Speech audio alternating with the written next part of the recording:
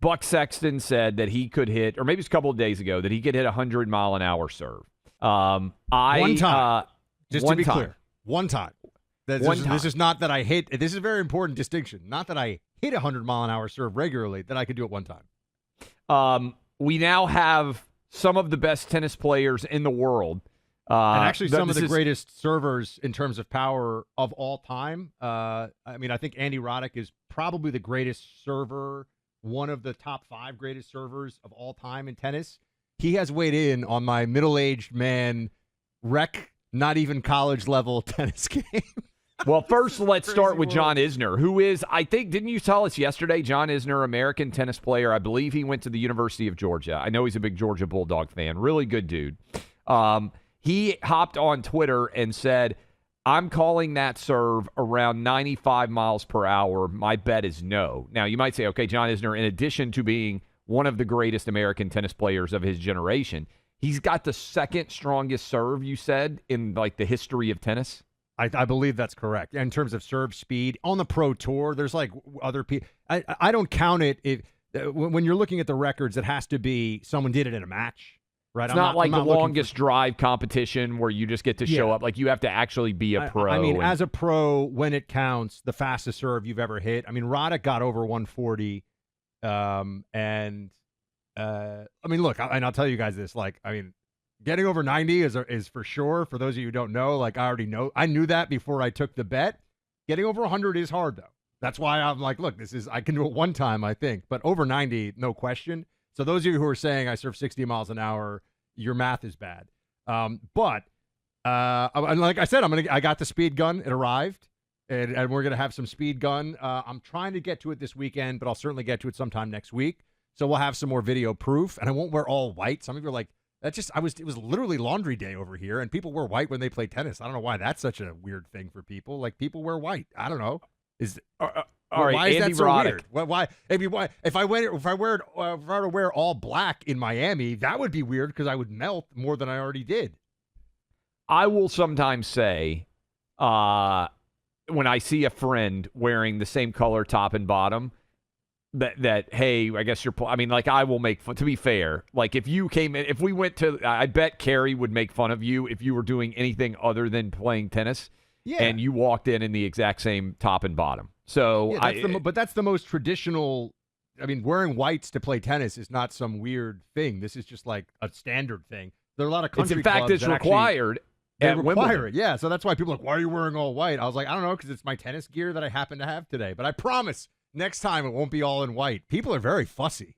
John Isner, awesome dude. Andy Roddick, I worked with a lot at Fox. Absolutely awesome guy. Just a genuinely really, really good dude. Great sense of humor. Also happens to be the best American tennis player of the last 20 years, probably. This is the tennis equivalent, though, of if years ago Rush Limbaugh had weighed in on some guy who had started a podcast on the weekend, his monologue. Yeah, that's to have Isner and Roddick weighing in on my serve is kind of it would be like Rush being like, hey, this is your first radio show, you got some pipes, you're working Keep on it. You're up, kid. Encouraging, but Andy Roddick said 100 miles per hour, less certain, but he did say the fact that he put on full ankle braces just to serve is the real issue here.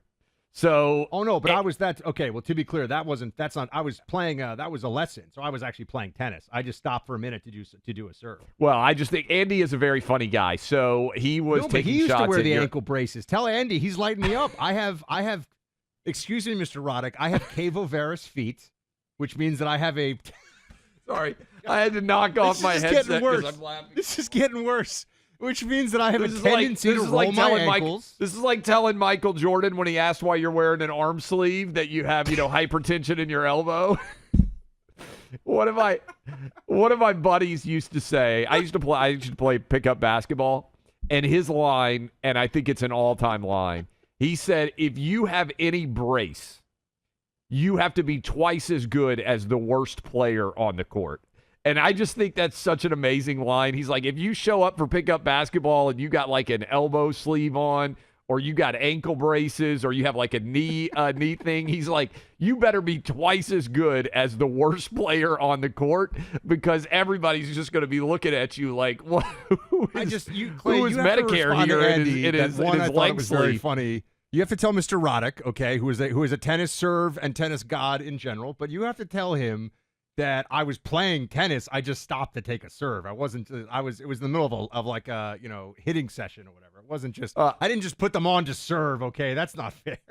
Look at how sweaty I am. I'm translucent on that video.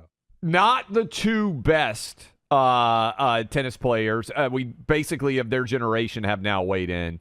Also, Laura Travis out on the road, who has initially made the 100-mile-an-hour serve bet, I haven't heard this. She sent in a talkback to producer Allie, and so get ready. This is ZZ from Laura, my wife. Buck, it's Laura.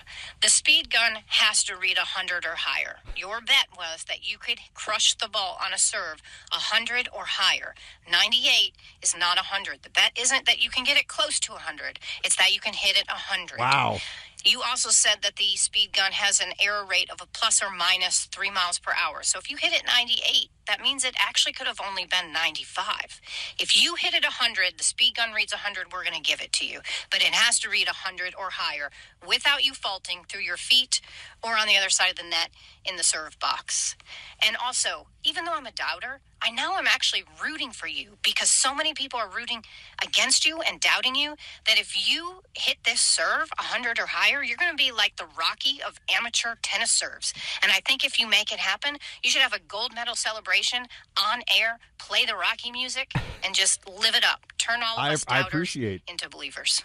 I appreciate that. I am the Rudy Rudiger of rec tennis serving. By the way, people who are also, I'm getting those people email me like, I played D1 tennis and I could serve 105 or 110. And I'm like, yeah, because you play D1 tennis. I'm just a guy who likes to play tennis on the weekends. I didn't even play tennis in college. Guy who feels compelled to tell you that he's amazing at something that he should be really good at is always like, and I'm skeptical, because I don't see, like the greatest hedge fund manager of all time doesn't hop in Warren Buffett's mentions and be like, well, in 2008, I had a 42% return, right? Like, I do think it's very funny that people who are elite at something decide that they need to let you know that they're elite at something. Well, this is why I like Isner and Andy and these guys. Yeah, they're can very have a sense funny. of humor about it. Like they routinely serve, and if you want to know this is all true, you can check this. At that level, the pros, their first serves are 120 plus, usually 125 plus is an average, and they can get up into the 130s pretty easily, right? And that's every single serve. Every single serve with spin too. It's not even just like a straight, like they're slicing it they're away, absolutely like annihilating the ball. Your humble radio servant is saying, with like 50 balls, and I'm gonna try with 50 balls, can I get over 100 one time? Okay, I will say, by the way, it's not easy. I mean, if you're not a college player, that's actually like a college level player. That's not easy to do. People who don't play tennis probably think they can do it. Zero chance. Zero chance. That's 100% true. I also think I'm wondering, so I trained for the NFL Combine to write a book about the NFL Combine. You did? Oh, wow. Yeah. So you can self-assess, but you can't run more than like 2:40s without your speed going down. That's why they do it at the NFL Combine twice, because most people, it's not like you're going to get better on your third. I don't know the answer on this. I don't know how many times you could serve in a row where you start to just go down because your body's getting physically tired, right? Your shoulder. See, because this is more than anyone ever thought they'd hear about tennis on the show. But for fun, everybody, this is now, we have like the biggest names in the tennis world weighing in on the Clay and Buck Show tennis feud.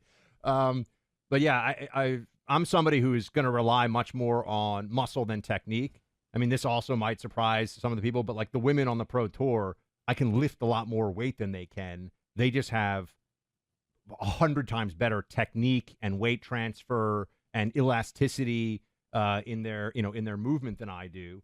So that's why they can routinely do it 100. So it's a little bit like golf. It's not, if you watch Happy Gilmore, you think, oh, like I can just hit a slap shot. Like I've hit golf balls a couple times. I'm absolutely horrible. So I know I can't do that at all.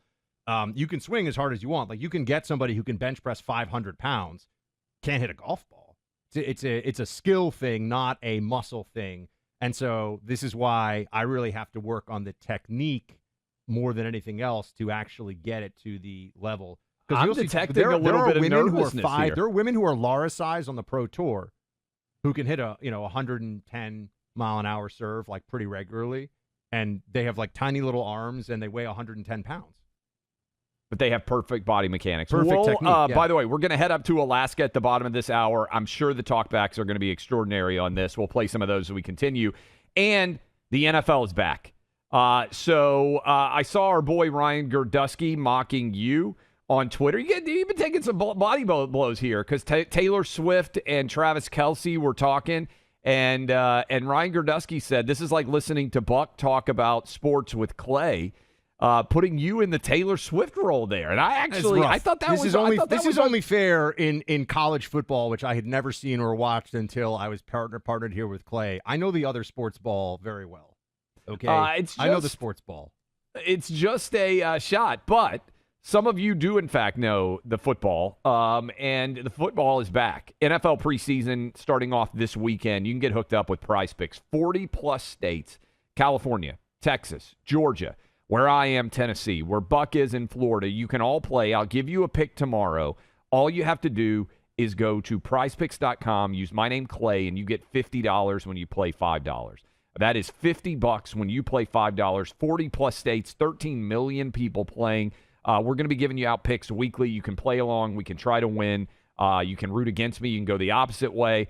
Either way, we're going to have some fun. Prizepicks.com. Football picks coming. Prizepicks.com, code Clay if you want to play along and get $50.